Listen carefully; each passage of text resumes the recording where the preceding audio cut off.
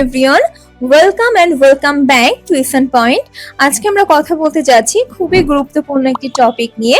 টপিকটি হচ্ছে যে কেন 2026-এ এসে ইংলিশ আপনাকে শিখতেই হবে। প্রথমেই কথা বলা যাক যারা একাডেমিক লাইফে আছে তাদেরকে নিয়ে। যদি আমি ইউনিভার্সিটি স্টুডেন্টদের কথা বলি, আমরা প্রত্যেকেই জানি যারা আমরা ইউনিভার্সিটি গোয়িং স্টুডেন্টরা আছি, আমাদের প্রত্যেকটা লেকচার শিট কিংবা প্রত্যেকটা বই থাকে ইংলিশে। এবং যদি আমরা কোনো টপিক বুঝতে না পারি, সেটা যখন আমরা গুগলে সার্চ করব, গুগলের প্রত্যেকটা জিনিসও আমাদের ইংলিশেই আসবে।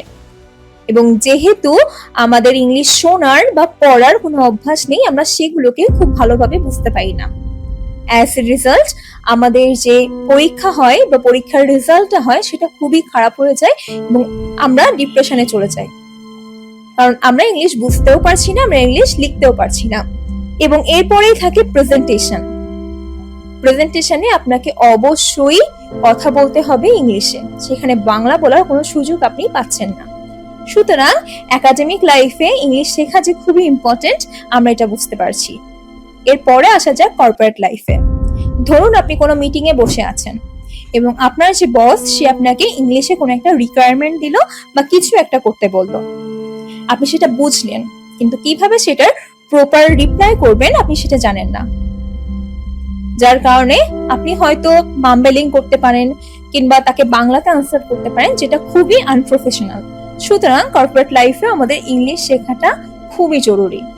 এছাড়াও যদি আমি একটু ফ্রিল্যান্সারদের কথা বলতে চাই, আপনারা যদি লোকাল মার্কেটের বাইরে কাজ করতে চান, তাহলে অবশ্যই আপনার যে ক্লায়েন্ট থাকবে তারা আপনাকে রিকোয়ারমেন্টস গুলো দিবে, সেগুলো ইংলিশেই দিবে।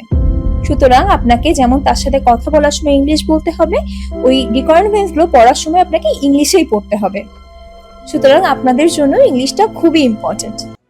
আশা করি এই ভিডিওর মাধ্যমে আপনারা বুঝতে পেরেছেন যে কেন 2026-এ এসে আমাকে অবশ্যই ইংলিশটা শিখে নিতে হবে, কারণ এটি আপনার অপরচুনিটি, আপনার যে সবকিছু আছে প্রত্যেকটা জিনিসকে খুবই স্মুথ করে দিবে।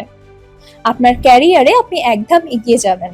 সুতরাং যারা এখনো সিরিয়াস নন ইংলিশ শেখার ব্যাপারে, প্লিজ আপনারা ইংলিশটা শিখে নেবেন।